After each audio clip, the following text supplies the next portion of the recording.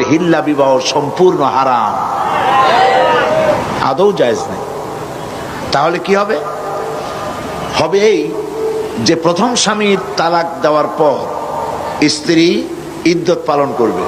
ইদ্যত পালন করার পর সে ইচ্ছে করে কারো সঙ্গে যদি বিবাহ করে, কোনো পুরুষকে যদি স্বামী হিসেবে গ্রহণ করে, আর ওই পুরুষ যদি মারা যায়, তাহলে প্রথম স্বামী তাকে ইদ্যত পালনের পর আবার স্ত্রী হিসেবে নিতে পারবে।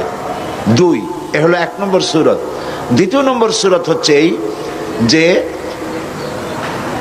দ্বিতীয় স্বামী বিবাহ করার পর ঘটনাচক্রে যদি দ্বিতীয় স্বামী তাকে তালাক দেয়, কোনো পরিকল্পিত উপায় নয়, চুক্তির ভিত্তিতে নয়, কোনো ঘটনাচক্রে যদি তালাক দেয়, তাহলে প্রথম স্বামী নিতে পারবে। এছাড়া প্রথম স্বামীর কাছে ফেরার বা গ্রহণ করার কোনো সুযোগ নাই।